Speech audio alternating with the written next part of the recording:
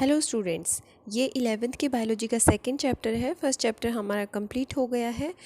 I hope आपको समझ आ गया होगा। चलिए शुरू करते हैं second chapter, biological classification. Since the dawn of civilization there have been many attempts to classify living organisms. जैसे ही सभ्यता की सुबह हुई है, यहाँ पे बहुत सारे अटेम्प्ट हुए हैं, बहुत सारी कोशिशें हुई हैं लिविंग ऑर्गेनिजम्स को क्लासीफाई करने की। It was done instinctively, not using criteria that were scientific but born out of a need to use organisms for our own use, for food, shelter and clothing. ये सहज रूप से किया गया था, इसमें कोई साइंटिफिक क्राइटेरिया नहीं था, लेकिन ये सब जो हुआ था, बोर्न आउट का मतलब होता है साबित करना। इसमें क्या था कि जो ऑर्गेनिजम्स के अपने यूज़ थे उसे यूज़ करने के लिए, जैसे कि फूड है, शेल्टर है, क्लोथिंग है, इन सब के बेस पे ये सहज रूप से किया गया था। Aristotle was the earliest to attempt a more scientific basis for classification. Aristotle सबसे पहले थे जिन्होंने साइंटिफिक बेसिस को सबसे पहले क्लासिफिकेशन में इस्तेमाल किया था। He used simple morphological characters to classify plants into trees, shrubs and herbs. उन्होंने सिंपल मॉर्फोलॉजिकल कैरेक्टर्स को लिया और उसी के बेस पे प्लांट्स को क्लासीफाई किया, जैसे trees, shrubs and herbs. He also divided animal into two groups. Animals को भी उन्होंने दो ग्रुप में लिया, those which had read blood and those that did not. Animals को रेड ब्लड वाला और बिना रेड ब्लड वाले एनिमल्स में डिवाइड कर दिया। In Linnaeus time, a two-kingdom system of classification with Plantae and Animalia kingdom was developed that included all plants and animals respectively. Linnaeus के time में टू किंगडम क्लासिफिकेशन सिस्टम आया, जिसमें एक प्लांटिया था और दूसरा एनिमलिया। उन्होंने क्या किया, सभी प्लांट्स को प्लांटिया में और एनिमल्स को एनिमलिया किंगडम में शामिल कर लिया। This system did not distinguish between eukaryotes and prokaryotes. इस सिस्टम में यूकैरियोट्स प्रोकैरियोट्स को अलग नहीं लिया, यूनिसेलुलर मल्टी सेलुलर ऑर्गेनिजम्स को अलग नहीं किया, फोटोसिंथेटिक एंड नॉन फोटोसिंथेटिक को अलग नहीं किया।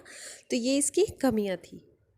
Classification of organisms into plant and animals were early done and was easy to understand, but a large number of organisms did not fall into either categories. जो organisms का classification था plant and animal में, वो बहुत easily हो गया था और समझना भी बहुत आसान था। लेकिन बाद में क्या हुआ, ज़्यादातर जो organism थे वो इन दोनों में से किसी भी कैटेगरी में नहीं आते थे। Hence, the two kingdom classification used for a long time was found inadequate. जो ये two kingdom classification था, इसे inadequate पाया गया, मतलब अपर्याप्त पाया गया। Besides gross morphology, a need was also felt for including other characteristics like cell structure, nature of wall, mode of nutrition, habitat, method of reproduction, evolutionary relationship, etc. Gross morphology मतलब पूरी morphology के अलावा भी कुछ need महसूस हुई, वो थी अलग कैरेक्टर्स जो थे, अदर कैरेक्टर्स, उनको भी शामिल करना चाहिए था, जैसे सेल स्ट्रक्चर है, नेचर ऑफ वॉल है, mode of nutrition, habitat, method of reproduction, evolutionary relationship, ये सब को शामिल करना चाहिए था। Classification system for the living organisms have hence undergone several changes over the time. जो क्लासिफिकेशन सिस्टम था लिविंग ऑर्गेनिजम्स का, उसमें टाइम के साथ साथ बहुत चेंजेस हुए। Though plant and animal kingdoms have been a constant under all different systems, the understanding of what groups and organisms be included under these kingdoms have been changing. The number and nature of the other kingdom have also been understood differently by different scientists over time. ये कह रहे हैं कि जो animal और plant kingdom था वो same रहा, लेकिन उसमें जो ग्रुप शामिल हुए या ऑर्गेनिज्म शामिल हुए वो अलग होते गए। इसका मतलब है कि जो प्लांटिया था वो अभी भी प्लांटिया है और जो किंगडम एनिमलिया था वो अभी भी एनिमलिया है, लेकिन उसमें जो ऑर्गेनिजम्स हैं वो चेंज हो गए। लेकिन जो अदर किंगडम्स हैं वो भी चेंज हुए, उनमें number and nature of other kingdoms understood differently. Different scientist ने उनको अलग तरीके से समझा टाइम के साथ साथ। यहाँ पे एक टेबल दी गई है 2.1, जिसमें कैरेक्टरिस्टिक्स दिए हुए हैं 5 किंगडम क्लासिफिकेशन के। यहाँ पे जो फर्स्ट ग्रुप है वो है मोनेरा। मोनेरा में सारे प्रोकैरियोट्स आते हैं और प्रोकैरियोट्स की जो एक विशेषता है जो सबसे अलग है, उसमें न्यूक्लियर मेम्ब्रेन प्रेजेंट नहीं होती। ठीक है, बॉडी ऑर्गेनाइजेशन सेलुलर है, सारे प्रोकैरियोट्स जितने भी हैं यूनिसेलुलर हैं और नॉन सेलुलोजिक सेल वॉल होती है इनमें। अब बाकी जो प्रोटिस्टा, फंजाई, प्लांटिया और एनिमलिया हैं सभी यूकैरियोट्स हैं और यूकैरियोट्स में बहुत कम डिफरेंस होते हैं। जैसे प्लांटिया में फोटोसिंथेटिक होते हैं तो इसमें क्लोरोफिल प्रेजेंट होता है। इस तरह के डिफरेंसेस आप बता सकते हैं। एक बार इसको पढ़ें आराम से, ये समझ आ जाएगी। उसके बाद आता है R.H. विटकर 1969 प्रपोज्ड ए 5 किंगडम क्लासिफिकेशन। जो R.H. विटकर थे उन्होंने 5 किंगडम क्लासिफिकेशन दिया था। 1969 में उन्होंने ये क्लासिफिकेशन दिया था जो टेबल 2.1 में है, ये उन्हीं का दिया हुआ है। इसमें मोनेरा, प्रोटिस्टा, फंजाई, प्लांटिया थे, एनिमलिया थे और इनका जो मेन क्राइटेरिया था वो cell structure, body organisation, mode of nutrition, reproduction and phylogenetic relationship इसी के बेस पे था। ये कंपैरेटिव अकाउंट है, कंपैरिजन करता है डिफरेंट कैरेक्टर्स का डिफरेंट किंगडम्स में। The 3 domain system has also been proposed that divide the kingdom Monera into 2 domains। 3 domain system भी था, प्रपोज किया था। जो किंगडम मोनेरा है उसको 2 डोमेन में फर्दर डिवाइड किया गया, leaving the remaining eukaryotes kingdom in the 3rd domain and thereby a 6 kingdom classification. इसलिए 6 किंगडम क्लासिफिकेशन हुआ क्योंकि जो मोनेरा था उसके 2 डोमेन थे, यूकैरियोट को उन्होंने फिर 2 में डिवाइड कर दिया। ठीक है, तो 6 हो गए total. You will learn about this system in detail in higher classes. आपको हायर क्लासेस में इसकी डिटेल मिल जाएगी। Let us look at this 5 kingdom classification to understand the issue and considerations that influenced the classification system। चलिए 5 kingdom classification को देखते हैं, समझते हैं जो इसके इश्यूज थे, जो इसके विचार थे जिन्होंने इसको इन्फ्लुएंस किया इस सिस्टम को। Earlier classification system include bacteria, blue green alga, fungi, mosses, ferns, gymnosperms and the angiosperm under plants. जो अर्ली क्लासिफिकेशन था उसमें बैक्टीरिया थे, blue green alga, fungi, mosses, ferns, gymnosperms and angiosperm, ये सब शामिल थे। The characters that unified this whole kingdom was that all organisms included had a cell wall in their cell। जिस character ने इन सब को यूनिफाइड किया, मतलब एकत्रित किया सारे किंगडम को, वो था कि सभी ऑर्गेनिजम्स के पास एक सेल वॉल थी। This placed together group which widely deferred in other characteristics. इसने ग्रुप्स को अलग कर दिया जो कि दूसरे कैरेक्टर्स में अलग थे। It brought together the prokaryotic bacteria and blue green alga with other groups which were eukaryotics. इसने क्या किया, प्रोकैरियोटिक बैक्टीरिया को और ब्लू ग्रीन एल्गा को एक साथ रख दिया ताकि वो यूकैरियोट से अलग हो जाए। It also grouped together the unicellular organisms and the multicellular ones, say for example Chlamydomonas and Spirogyra were placed together under alga। आप इस तरह से समझ सकते हैं कि इन्होंने यूनिसेलुलर और मल्टीसेलुलर ऑर्गेनिजम्स को भी एक साथ रख दिया। जैसे क्लेमाइडोमोनस और स्पायरोगायरा था, उनको एक साथ रख दिया एल्गा की कैटेगरी में। The classification did not differentiate between the heterotrophic group that is fungi and autotrophic green plants. ये जो क्लासिफिकेशन था इसने हेटेरोट्रोफिक फंजाई में, ऑटोट्रोफिक ग्रीन प्लांट में कोई डिफ्रेंशिएशन नहीं किया था। दो they also showed a characteristic differences in their wall composition, लेकिन वो वॉल कॉम्पोजिशन थी, जो उनकी सेल वॉल फॉर्मेशन थी वो किस तरह से बनी हुई है उसमें उन्होंने डिफ्रेंशिएट कर दिया था। The fungi had a chitin in their cell wall while green plants had a cellulosic cell wall. जो फंजाई थी उसमें काइटिन था और जो ग्रीन प्लांट की सेल वॉल होती है वो सेलुलोज था। When such characteristics were considered the fungi were placed in a separate kingdom fungi. जब इस तरह के कैरेक्टरिस्टिक्स को कंसिडर किया गया, माना गया, तो फंजाई को अलग से एक सेपरेट ग्रुप में रखा गया जिसका नाम दिया kingdom fungi. All prokaryotic organisms were grouped together under kingdom Monera and the unicellular eukaryotic organisms were placed under kingdom Protista। अब यहाँ पे सिर्फ मोनेरा और प्रोटिस्टा के बारे में बताया है कि जितने प्रोकैरियोटिक ऑर्गेनिज्म थे उनको मोनेरा में रखा और जितने यूनिसेलुलर यूकैरियोटिक ऑर्गेनिज्म थे उनको प्रोटिस्टा में रखा।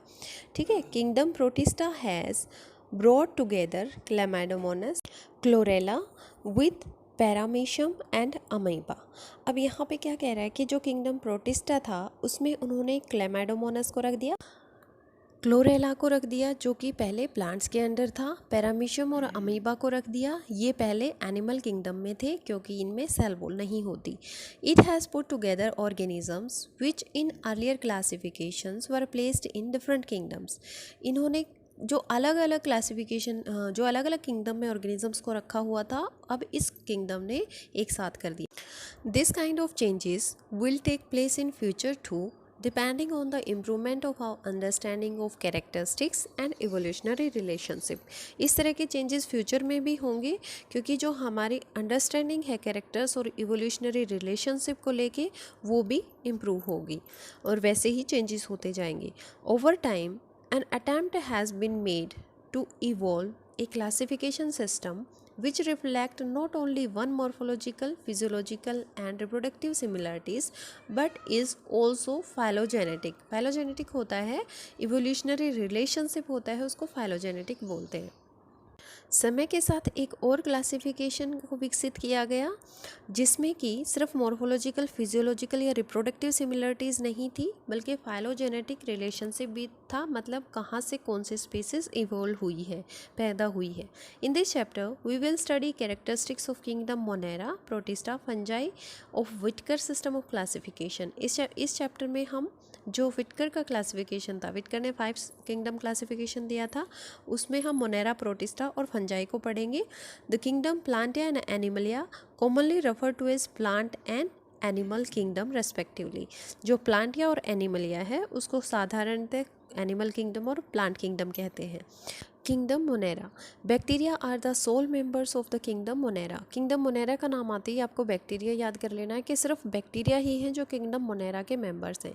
दे are the most abundant micro organisms. ये सबसे ज़्यादा अबंडेंट है, मतलब बहुत ज़्यादा मात्रा में है। Bacteria occur almost everywhere. Bacteria हर जगह प्रेजेंट होते हैं। Hundreds of bacteria are present in handful of soil. अगर एक मुट्ठी सॉइल हम लेंगे, मिट्टी हम लेंगे, तो उसमें हंड्रेड्स ऑफ बैक्टीरिया प्रेजेंट होंगे। They are live in extreme habitats such as hot springs, desert, snow and deep ocean where very few other life form can survive। ये एक्सट्रीम कंडीशंस में भी सर्वाइव करते हैं, जैसे डेजर्ट में, snow में, deep ocean में, जहाँ पे दूसरे कोई जीव नहीं सर्वाइव कर पाते। Many of them live in or on other organism as parasite. कुछ इसमें से किसी जीव के अंदर भी रहते हैं और किसी जीव के ऊपर भी रहते हैं एज ए पैरासाइट। आजकल एक बैक्टीरिया है कोविड-19 जिसने बहुत तबाही मचा रखी है ना। Bacteria are grouped under 4 categories based on their shape, the spherical coccus, the rod shaped bacillus, the comma shaped vibrium and the spiral spirillum. Bacteria को 4 ग्रुप में डिवाइड किया गया है उनकी शेप के आधार पे, जैसे spherical, road shaped, coma shape और स्पाइरल। ठीक है, तो आप इनको ज़रूर याद करें, spherical, road shaped, comma shaped और स्पाइरल। ये शेप्स डायग्राम में भी दिख रही हैं, अगर यहाँ अच्छे से नहीं दिख रही हैं तो आप अपनी बुक से देख सकते हैं। Though the bacterial structure is very simple. Bacteria का जो स्ट्रक्चर है वो बहुत आसान है। They are very complex in behaviour. उनका बिहेवियर बड़ा ही मुश्किल होता है, जटिल होता है। Compare to many other organisms, bacteria as a group show the most extensive metabolic diversity. Other organisms के कंपैरिजन में अगर हम देखें तो बैक्टीरिया एक ऐसा ग्रुप है जो बहुत मेटाबॉलिक, जो डाइवर्सिटी है उसके बहुत ज़्यादा डाइवर्स है वो मेटाबॉलिज्म में। Some of the bacteria are autotrophic. कुछ बैक्टीरिया ऑटोट्रोफिक हैं, वो अपना खाना खुद बना सकते हैं इनऑर्गेनिक सब्सटेंसेस से। दे मे बी फोटोसिंथेटिक ऑटोट्रोफिक और कीमोसिंथेटिक ऑटोट्रोफिक। जो ऑटोट्रोफिक नेचर है वो भी 2 तरह का है इनमें, फोटोसिंथेटिक और chemosynthetic. The vast majority of bacteria are heterotrophs. जो ज़्यादातर मेजोरिटी है बैक्टीरिया की वो हिट्रोट्रोफ्स है, मतलब वो अपना खाना दूसरे ऑर्गेनिज्म से लेते हैं। They depend on other organisms or on dead organic matter for food. वो डेड ऑर्गेनिक मैटर पे भी डिपेंड करते हैं। फर्स्ट है 2.1.1 आर्की बैक्टीरिया। आर्की बैक्टीरिया क्या होते हैं? These bacteria are special since they live in some of the most harsh habitat, जो बहुत मुश्किल कंडीशंस में रहते हैं। ये बहुत स्पेशल बैक्टीरिया हैं, such as extremely salty areas, hot springs and marshy areas. जैसे इनके नाम दिए गए हैं, हेलोफाइल्स जो सॉल्टी एरियाज़ में रहते हैं, हॉट स्प्रिंग में रहते हैं थर्मो एसिडोफाइल्स, और जो मार्सी एरियाज़ में रहते हैं methanogens. Archie bacteria differ from other bacteria in having a different cell wall structure, and this feature of is responsible for their survival in extreme conditions। Other bacteria से किस तरह से अलग है? क्योंकि इनकी जो सेल वॉल होती है वो बिल्कुल डिफरेंट है, और इसी वजह से ये सर्वाइव कर सकते हैं बहुत ज़्यादा मुश्किल कंडीशंस में भी। Methanogens are present in the gut of several ruminant animals such as cows and buffaloes, and they are responsible for the production of methane from the dung of these animals। जो methanogens हैं वो गट में present होती है ruminant animals के। Ruminant animal जैसे काऊ, buffalo जो अपना खाना दोबारा चबाते हैं, ठीक है। This are responsible for production of methane. ये मीथेन प्रोड्यूस करते हैं, बायोगैस प्रोड्यूस करते हैं, and from the dung of these animal, इन एनिमल्स के गोबर से। हमने मिथेनोजेंस कहाँ पढ़ा था कि मार्शी एरियाज़ में रहते हैं, जो दलदल वाले इलाके होते हैं वहाँ पे रहते हैं। Next is eubacteria. There are thousands of different eubacteria और ट्रू बैक्टीरिया। यू बैक्टीरिया को ट्रू बैक्टीरिया भी कहते हैं, और ये थाउजेंड्स हैं। They are characterized by the presence of rigid cell wall. इनका कैरेक्टर ये है कि उनके ऊपर रिजिड सेल वॉल होती हैं, and is motile A flagellum. अगर ये मोटाइल हैं तो इनके पास फ्लैजिलम है मूवमेंट के लिए। The cyanobacteria also refer to as blue green algae. एक साइनोबैक्टीरिया होता है, या फिर आप उसको ब्लू ग्रेन एल्गा भी कह सकते हैं। Have chlorophyll a similar to green plants and are photosynthetic autotrophs. जो साइनोबैक्टीरिया होते हैं उनके पास क्लोरोफिल ए होता है जैसे प्लांट्स के पास होता है, और ये फोटोसिंथेटिक ऑटोट्रोफ्स हैं। The cyanobacteria are unicellular, colonial and और फिलामेंटस, फ्रेश वाटर, मैराइन और टेरेस्ट्रियल एल्गा। जो ये साइनोबैक्टीरिया है मतलब ब्लू ग्रीन एल्गा है। एल्गा मतलब नाम से ही पता चल रहा है ये एल्गा का टाइप है, लेकिन बैक्टीरिया है, ठीक है। तो ये क्या है? यूनिसेलुलर भी हो सकता है, कॉलोनियल एक कॉलोनी में भी हो सकता है, फिलामेंटस मतलब धागे की तरह भी हो सकता है, फ्रेश वाटर, मैराइन और टेरेस्ट्रियल एल्गा। ये फ्रेश वाटर भी हो सकता है, मैराइन भी हो सकता है, और टेरेस्ट्रियल एल्गा भी हो सकता है जो ज़मीन पे ग्रो करता है। The colonies are generally surrounded by gelatinous sheath. जो कॉलोनीज होती हैं उसमें एक चिपचिपा पदार्थ होता है, कवरिंग होती है उनके चारों तरफ। They are often form blooms in polluted water bodies. ये हमेशा ब्लूम्स बनाते हैं पोल्यूटेड वाटर बॉडीज़ में। Some of these organism can fix atmospheric nitrogen in specialized cell called heterocyst.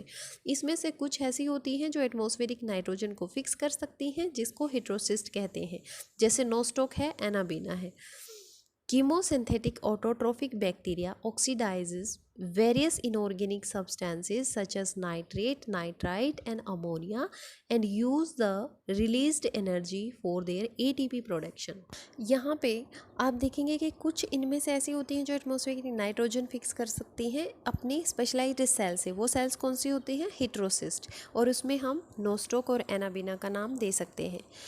Chemosynthetic autotrophic bacteria जो होती हैं बहुत सारे इनऑर्गेनिक सब्सटेंस को ऑक्सीडाइज कर सकती हैं, जैसे नाइट्रेट को, नाइट्राइट को, अमोनिया को, और उसे यूज़ कर सकती हैं। एटीपी रिलीज़ करती हैं, एटीपी को प्रोड्यूस करती हैं उस एनर्जी जो रिलीज़ होती है उससे। They play a great role in recycling nutrients like nitrogen, phosphorus, iron and sulphur. वो बहुत ज़्यादा इम्पोर्टेंट रोल प्ले करती हैं अपने न्यूट्रिएंट्स को रिसाइकिल करने में, जैसे कि नाइट्रोजन, फॉस्फोरस, आयरन और सल्फ़र। अब हम हेटरोट्रोफिक बैक्टीरिया को डिस्कस करेंगे। The heterotrophic bacteria are most abundant in nature. Heterotrophic बहुत ज़्यादा नेचर में अबंडेंट है, बहुत ज़्यादा नंबर में है। The majority are important decomposers. इनमें सबसे ज़्यादा डिकम्पोजर्स हैं। Many of them have a significant impact on human affairs. इनमें सबसे जो है ह्यूमन अफेयर्स में सबसे ज़्यादा इम्पैक्ट इनका होता है। They are helpful in making curd from milk, production of antibiotics, fixing nitrogen in legume roots, and some are pathogens causing damage to human being, crop, farm animal and pets.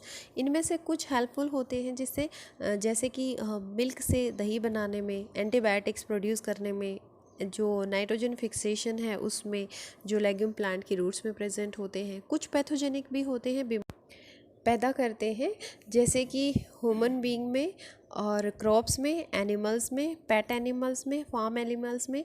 ये कुछ भी हो सकती हैं, जैसे cholera, typhoid, tetanus, citrus canker as are well known disease caused by different bacteria. ये different bacteria से जो बीमारियां पैदा की गई हैं वो हैं। Bacteria reproduce mainly by fission. जो बैक्टीरिया का रिप्रोडक्शन होता है वो ज़्यादातर फीजन से होता है। Sometime under unfavourable condition they produce spores. कभी कभी अनफेवरेबल कंडीशंस होती हैं तब वो स्पोर प्रोड्यूस करते हैं। They also reproduce by short of sexual reproduction by adopting a primitive type of DNA transfer from one bacterium to another। उनका कई बार सेक्सुअल रिप्रोडक्शन भी होता है जिसमें वो क्या करते हैं, अपना DNA जो है वो एक बैक्टीरिया से दूसरे में ट्रांसफ़र कर देते हैं। उस तरह से उनका रिप्रोडक्शन होता है। The mycoplasma are organisms that completely lack a cell wall. Mycoplasma एक ऑर्गेनिज्म है, ठीक है, जो सेल वॉल नहीं रखते। They are the smallest living cell known and can survive without oxygen. Mycoplasma क्या करते हैं, स्मॉलेस्ट लिविंग सेल है, ठीक है, जिनमें सेल वॉल तो होती ही नहीं लेकिन वो बिना ऑक्सीजन के भी सर्वाइव कर सकते हैं। Many mycoplasma are pathogenic animals and plants. कई माइकोप्लाज्मा बीमारी पैदा करते हैं एनिमल्स में भी और प्लांट्स में भी। Thank you for watching Life Science Cafe.